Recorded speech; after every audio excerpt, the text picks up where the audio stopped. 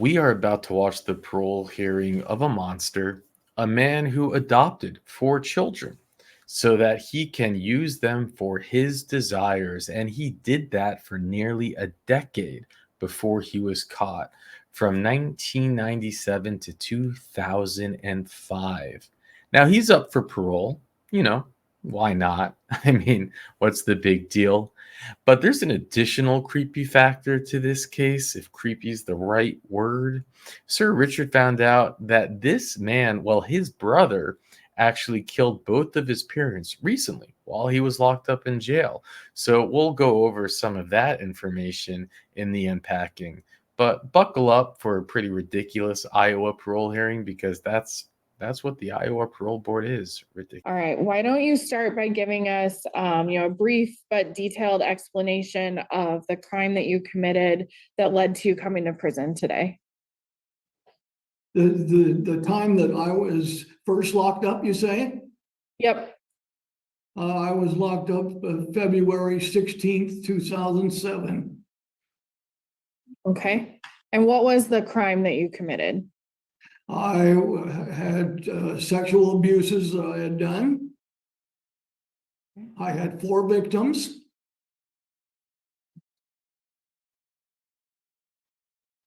And it looks like you completed SOTP treatment earlier this year. Is that correct? Yes, I have. Right. Can you tell us about what you learned about yourself during the time that you committed these offenses, as far as cognitive distortions or negative thoughts that you had? I learned going through treatment how much I was in denial and was afraid to admit to what I had done. And going through treatment helped me to understand that I needed to be 100% honest with what I had done. And I feel that I did. What are your red flags or behaviors that you need to stay away from? Some of my risk factors, you say? Yep. One of them is probably staying away from young children. Another one is probably poor decision making. Another one is probably lack of community support. And the last one is probably being in denial as much as I was. Were drugs or alcohol ever a part of your crimes? My crimes were sexual abuses.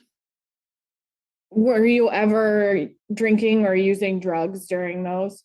No, I never did ever do alcohol or didn't smoke or no drugs. I never done that all my life. Okay. And then what about any pornography? I'm sorry, I didn't catch that last question. Any pornography use? Pornography? No, I was never much for, I didn't care for pornography. So one of the risk factors that you mentioned was community support. Yes. Can you talk to us about who you have as the support structure for you right now? Well, I feel that what I need to do is get connected with, of course, adult supervision. I need to get connected with probably a good church. I need to find people that anytime I've got a problem, I know I've got somebody that I can talk to. Somebody such as DHS or law officials, anybody that could answer some questions for me. Okay. I think those were all the questions I had to start. I'm going to see if my colleagues have any questions for you. Jesse? I have one question left because you answered pretty much the questions I was going to ask. How will you financially survive when you're on parole eventually? Well, my plans are to find probably an apartment or something like that. I'm hoping through maybe some church help, I can find some good housing or something, and people that'll be there when, if I've got a question with housing, they can help me out. I know it's gonna be a little different for me because, I've always been, I was married and had my own place and stuff, so I'm basically starting over, but I know what I have to do that. Will you begin Social Security or Medicare or anything like that? Well, I've signed up for Medicare and stuff while I've been here. They just got through reissuing my Social Security card, and they have that here on file. I have no further questions. Thank you for your time. I appreciate you. All right, and Susie, any questions? No, I think mine have been answered. Thank you. All right, so Mr. Overlin, now is your time to tell us anything additional that you would like for us to know, or anything that you might have prepared for us today. No, basically, I had the 4 victims and everything is on file. We went through it with treatment. I've discussed it with other people through Newton. So the 4 victims I have are basically where my crimes were. I don't have anything additional to add to what has happened. Okay, well, thank you. Sit back and listen, and we'll let you know what our decision is. Well, thank you very much. All right, so Susie or Jesse, what are your thoughts on the recommendation? It looks like a parole with a 10B to Fort Des Moines for Mr. Overlin. Yes, it told me that's probably where I'd be going to stay until I found housing of my own. Yep, so we're gonna discuss our thoughts on that recommendation. Beg your pardon? The 3 of us are going to discuss, that's DOC's recommendation for you. Okay. And now we're gonna discuss what our thoughts are on it. So you can sit Okay. back and listen, and we'll let you know what our decision is. Thank you. All right. Jesse, what are your thoughts? He spent about 20 years in prison on this.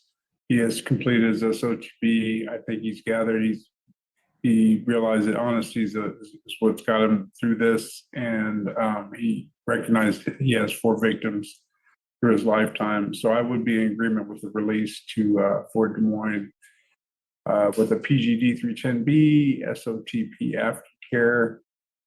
I wouldn't put anything down for drugs or alcohol. As you say, it's never been an issue for him, but I would put the 30A and the 20A on there as well. Right? 20. Okay, Susie? Yeah, I'm going to support the department's recommendation. We're looking at another level of supervision here before there would be street parole, and he's going to TDD in 27. So I also see that he's been incarcerated since 2007. He's done what the department has asked him to do. So I think this is an appropriate recommendation. I'll support it with a PG D3 10B. Typically when we've had children involved, we use that 20A. He said that porn wasn't a problem for him, but just out of what we typically would do in a situation where children are involved, I could support the 20A. 20B, no early discharge of this sentence before he goes out on a special sentence. 30A, no contact with minors. Actually, let me back it up. I'm not seeing a special sentence here. So I definitely am interested in the 20B. And the 30A, I'd be SOTP aftercare, and I would not be adverse to having mental health involved here. He's been incarcerated for quite some time, and I think it would be helpful as he transitions and for stabilizing his reentry into the community. Thank you. All right, thank you. Yeah, I completely agree with that mental health component. I think that'll help establish that community support.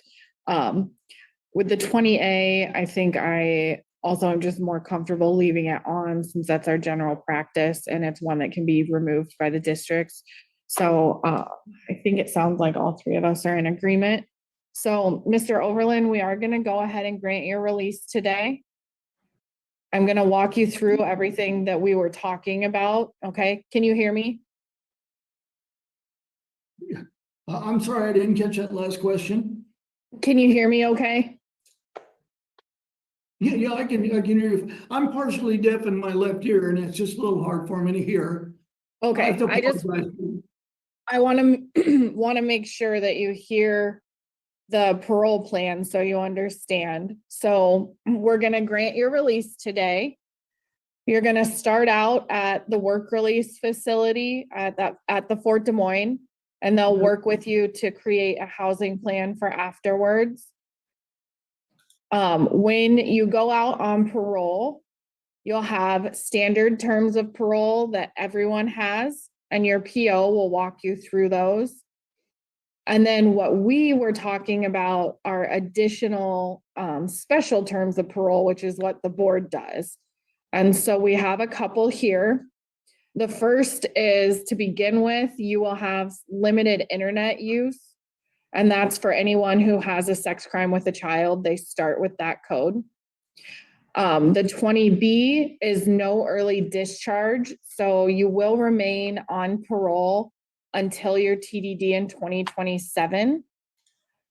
Then there's no contact with any minor child unless it's approved by your PO in writing.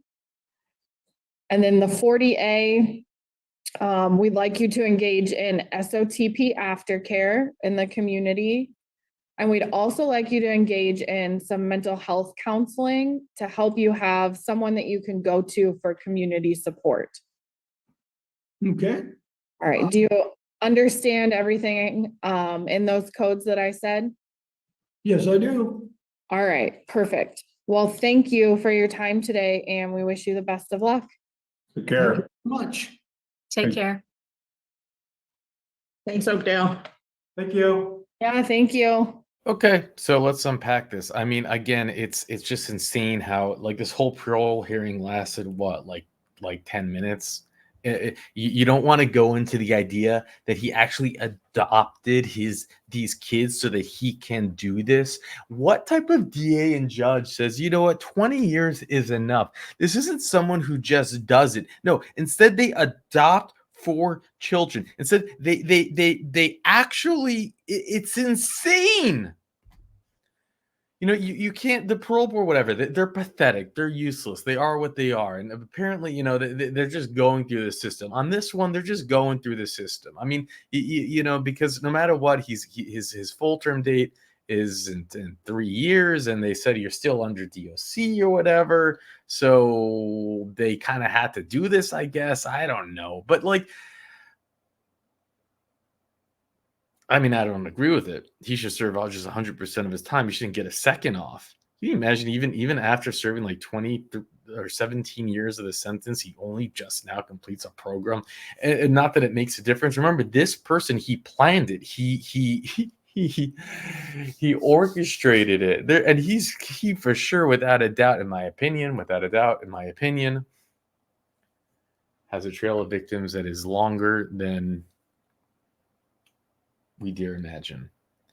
And there's not, which you know, it's not crazy, we're used to this, but there's no information on this crime. You think this type of crime would be all over the news. This is a foster parent. This is someone who went through the courts to adopt children. One wasn't enough for him. 2 wasn't. No, he needed 4. He needed 4 children so that he could do this. And what's on the record is doing it from 1997 to 2005.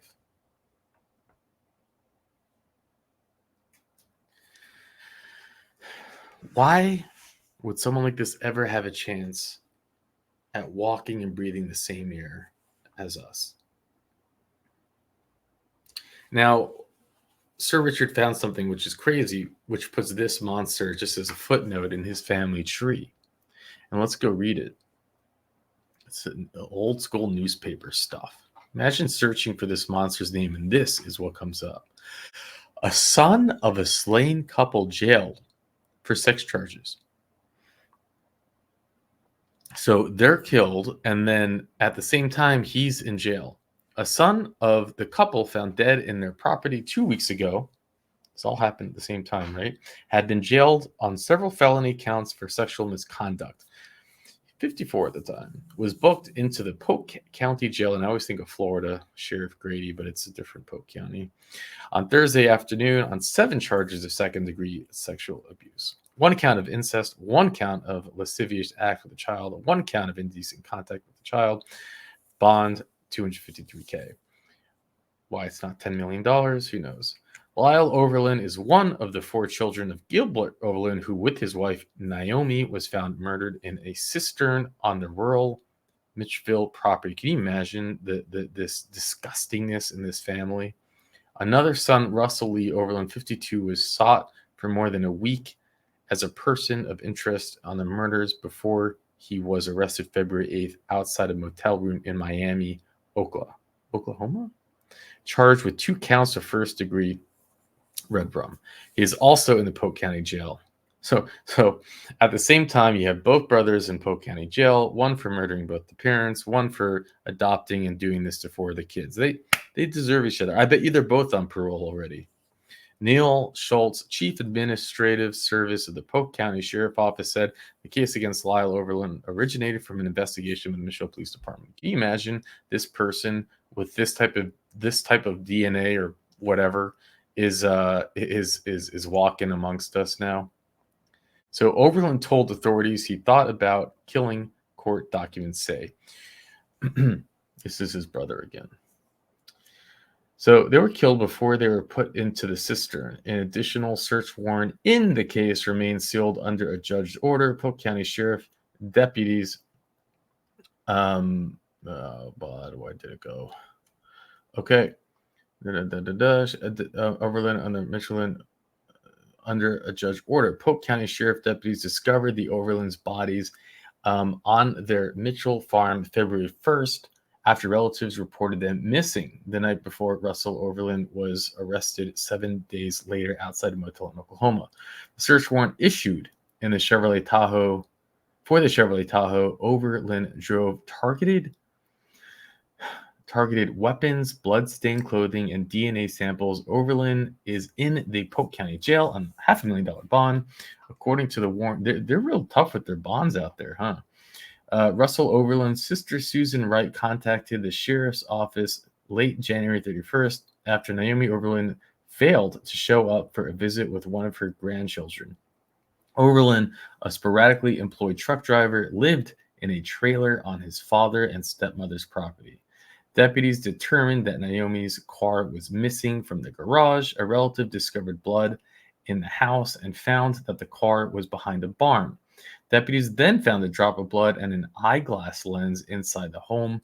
They also detected a drop of blood near the cistern, which deputies used pry bars to open before spotting the bodies.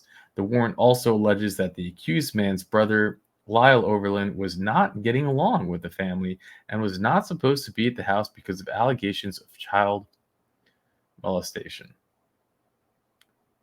So, yeah. What are they saying though? That's Gilbert. Gilbert's the one that did the killing. Lyle's the one that has the allegation. So what is they saying? Lyle Overlin was not getting along with the family and was not supposed to be at the house because of allegations. Lyle Gilbert Overlin, 54, was arrested this month on charges of second-degree SA, incest, lascivious act with a child, and indecent contact with a child. Of course, you only get 20 years for that, right?